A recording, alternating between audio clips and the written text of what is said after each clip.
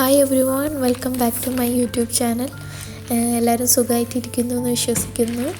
അപ്പോൾ കഴിഞ്ഞ വീഡിയോസിന് മാഷാഅല്ലാഹ് നല്ല റെസ്പോൺസൊക്കെ കിട്ടി. അപ്പോൾ ഇനിയുള്ള വീഡിയോസിനും സപ്പോർട്ട് ചെയ്യാം. വീഡിയോസ് ആദ്യമായിട്ട് കാണുന്നവരാണെങ്കിൽ keep supporting and please do subscribe. അപ്പോൾ ഇന്നത്തെ വീഡിയോ എന്ന് പറയുന്നത്, ഞാൻ ട്രെൻഡ്യോളിൽ ഒരു കുക്ക് വെയർ മേടിച്ചിരുന്നു. അപ്പോൾ അതിൻ്റെ അൺബോക്സിങ്ങും ആ കുക്ക് വെയറിൽ തന്നെ ഒരു റെസിപ്പി കൂടി ഉണ്ടാക്കി കാണിക്കാമെന്ന് വിചാരിച്ചു.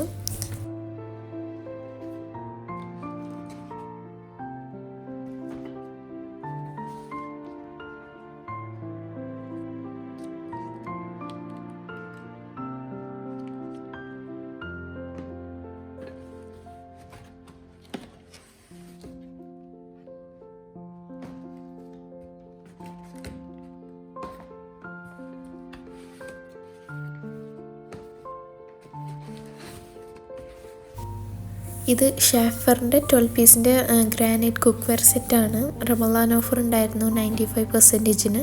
അപ്പോൾ മേടിച്ചതായിരുന്നു ഇത്.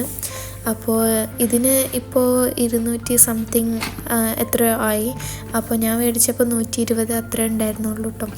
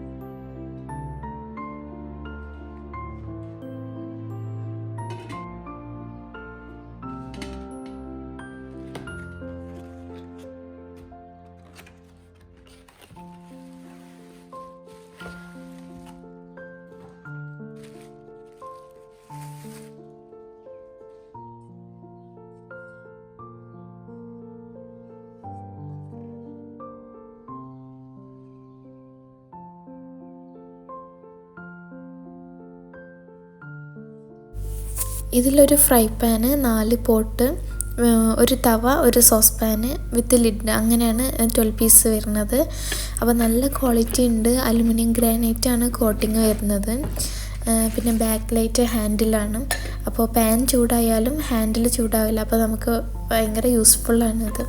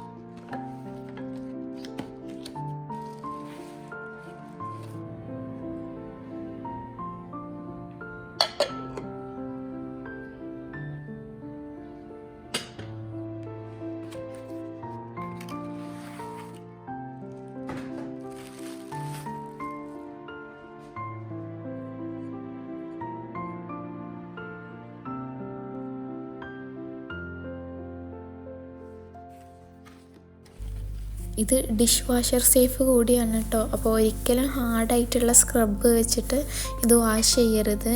സ്പോഞ്ച് അങ്ങനത്തെ സോഫ്റ്റ് ആയിട്ടുള്ളത് വെച്ച് മാത്രം വാഷ് ചെയ്യാം. അപ്പോൾ അത്രയൊക്കെ തന്നെ. ഇതിൻ്റെ ലിങ്ക് ഞാൻ താഴെ കൊടുക്കാം, വേണ്ടവരൊന്ന് ചെക്ക് ചെയ്താൽ മതി.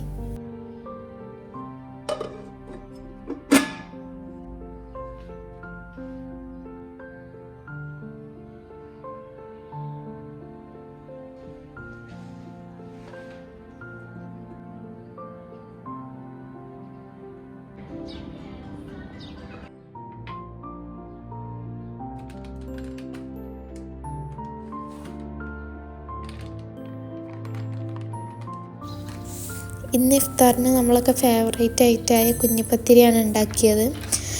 കുഞ്ഞിപ്പത്തിരിയല്ല, അതിനേക്കാളും കുറച്ചുകൂടെ വലുതാക്കിയിട്ട് മിനി റൈസ് റൊട്ടീസ് എന്നാട്ടോ ഇതിന് പറയാം. അപ്പോൾ റെസിപ്പി ഫുള്ളായിട്ട് കാണാം, അപ്പോൾ മനസ്സിലാവും. അപ്പോൾ അതുണ്ടാക്കാൻ വേണ്ടിയിട്ട് ഞാൻ ആമീസിൻ്റെ പത്തിരിപ്പൊടി പിന്നെ പുട്ടുപൊടിയാണ് എടുത്തിട്ടുള്ളത്.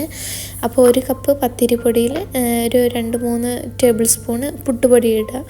പിന്നെ അതിലേക്ക് തേങ്ങ ചെറിയുള്ളി ജീരകം ചതച്ചത് ഇടുക. പിന്നെ കുറച്ച് ഉപ്പ്, പിന്നെ നോർമൽ വാട്ടറിലാണ് ഞാനിത് കുഴച്ചെടുക്കുന്നത്. ഇത് സ്റ്റീം ചെയ്യണം, പരത്തിയെടുത്തതിന് ശേഷം സ്റ്റീം ചെയ്യണം. അപ്പോൾ നോർമൽ വാട്ടറിൽ നനച്ചെടുത്താൽ മതിയാവും. 1 കപ്പ് പത്തിരിപ്പൊടിക്ക് 1 ഗ്ലാസ് വെള്ളം മതി. പക്ഷേ ഞാൻ പുട്ടുപൊടിയും കൂടി ഇട്ടത് കൊണ്ട് 1.25 കപ്പ് വെള്ളം ഒഴിച്ചിട്ട് ഇത് നല്ലപോലെ ഒന്ന് കുഴച്ചെടുക്കുക. നമ്മൾ നെയ്പത്തിരിക്കൊക്കെ കുഴക്കുന്നതിനേക്കാളും കുറച്ചുകൂടി ലൂസായിട്ടാണ് ഇത് കുഴച്ചെടുക്കാൻ.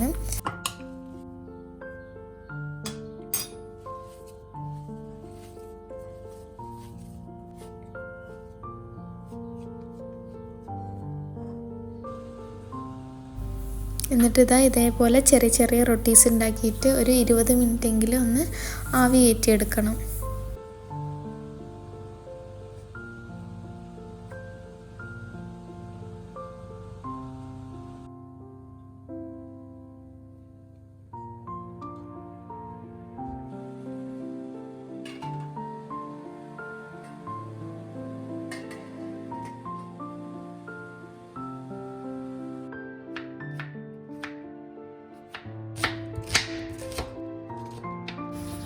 ഇനി അതിലേക്ക് വേണ്ടിയിട്ട് സിമ്പിളായിട്ടുള്ളൊരു ചിക്കൻ കറി വെക്കുക. എന്നിട്ട് ഈ ചിക്കൻ കറിയിലേക്ക് നേരത്തെ സ്റ്റീം ചെയ്ത് വെച്ച റൊട്ടീസ് ഉണ്ടല്ലോ, അത് ഇട്ടിട്ട് ഒരു 10 to 15 മിനിറ്റ്സ് എങ്കിലും ലോ ഫ്ലെയിമിൽ നല്ലപോലെ കുക്ക് ചെയ്തെടുക്കണം.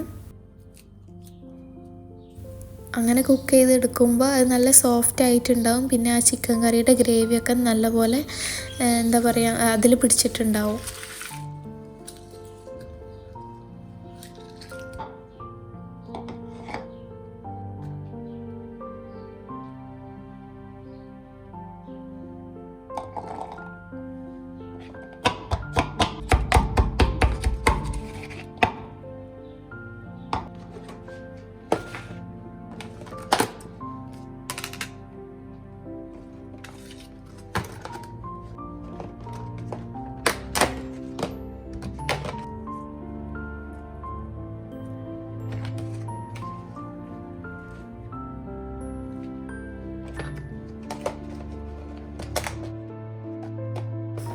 കുഞ്ഞിപ്പത്തിരി ആക്കുന്ന പോലെ തന്നെയാണ്, പക്ഷേ നമ്മളതിൽ കോക്കനട്ടിൻ്റെ പാട്ട് ഇടും.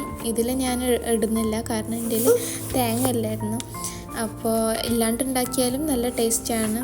ഒരു വെറൈറ്റി ആയിട്ട് ഉണ്ടാക്കാൻ പറ്റിയൊരു റെസിപ്പിയാണ്. അപ്പോൾ നിങ്ങളത് എന്തായാലും ഒന്ന് ട്രൈ ചെയ്തിട്ട് ഫീഡ്ബാക്കൊക്കെ ഒന്ന് അറിയിക്കാം.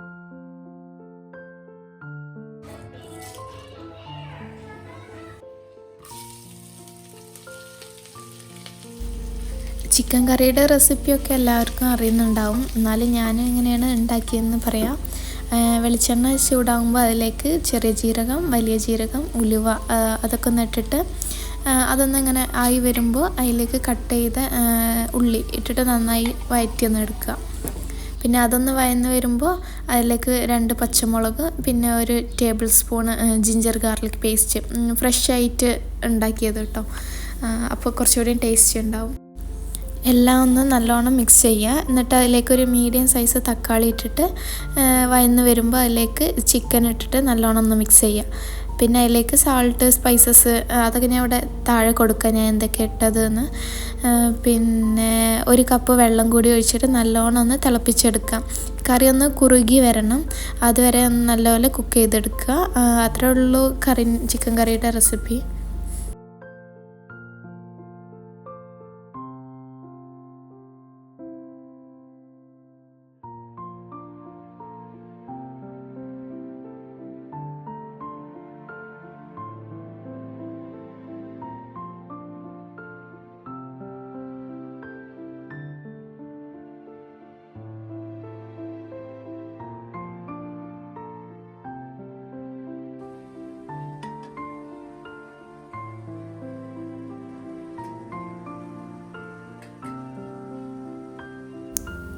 കറി ആകുമ്പോഴേക്കും ഇതാ ആവിയിൽ വെച്ചത് നല്ലപോലെ വെന്തിട്ടുണ്ട്.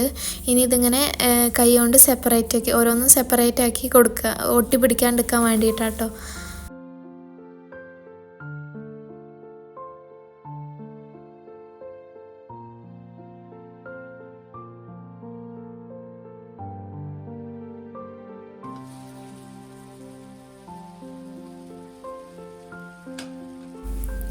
ഇന്ന് നോമ്പ് തുറക്കാൻ ഞാൻ ഇതും തരിയും മാത്രമാണ് ഉണ്ടാക്കുന്നുള്ളൂ. കാരണം ഉച്ചൻ്റെ കമ്പനിയിൽ നിന്ന് ഇഫ്താർ കിറ്റ് കിട്ടും നമുക്ക്. അപ്പോൾ അതിൽ തന്നെ എല്ലാം ഉണ്ടാവും നോമ്പ് തുറക്കാനായിട്ട്. 2 പേർക്ക് അത്യാവശ്യം ക്വാണ്ടിറ്റിയിൽ ഉണ്ടാവും അത്. അപ്പോൾ ചില ദിവസങ്ങളിൽ മാത്രം ഞാനിങ്ങനെ എന്തെങ്കിലും സ്പെഷ്യലൊക്കെ ഉണ്ടാക്കും. ചെറിയ സ്നാക്സ് അങ്ങനെയൊക്കെ എന്തെങ്കിലുമൊക്കെ ഉണ്ടാക്കാറുണ്ട്.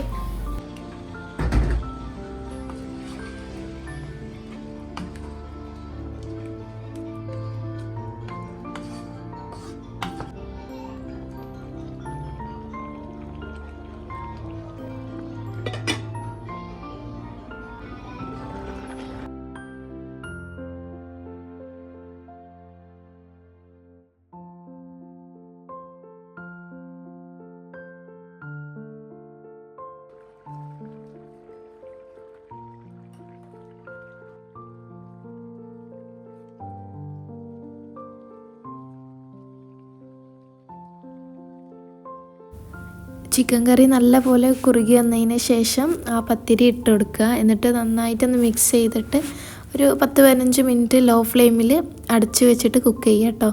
അപ്പോൾ നല്ല സോഫ്റ്റായി കിട്ടും ചെയ്യും. ആ ഗ്രേവി അതിലേക്ക് പിടിക്കാൻ വേണ്ടിയിട്ടാണ് അങ്ങനെ ചെയ്യുന്നത്.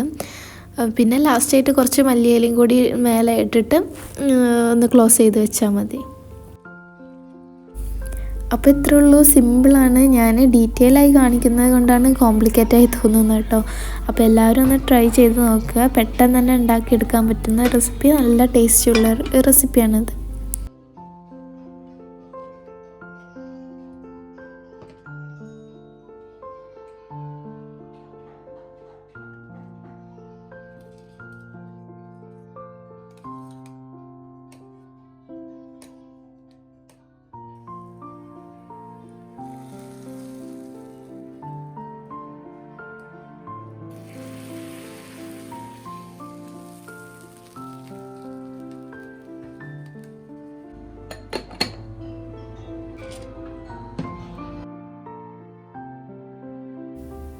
അങ്ങനെ ടൈം ഇപ്പോൾ 5:30 ആയി. ഈ ടൈമിലാണ് ഹസ്ബൻഡ് വരാറ്.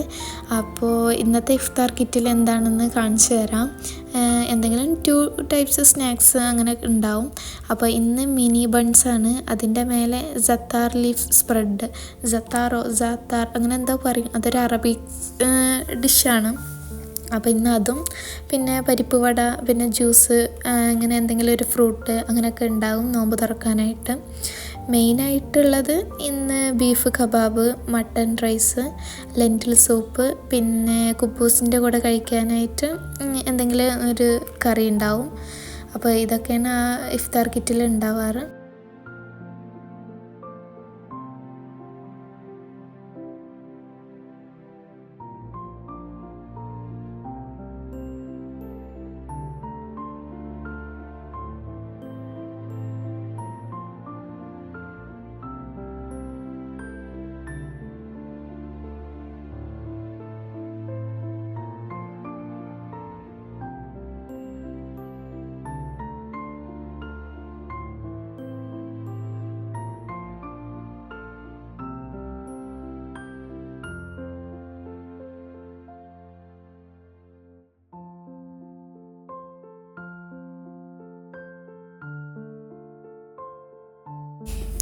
അങ്ങനെ നോമ്പ് തുറക്കാനുള്ള ടൈമായി. എല്ലാം സെറ്റ് ചെയ്ത് അൽഹംദുലില്ലാ നോമ്പൊക്കെ തുറന്നു.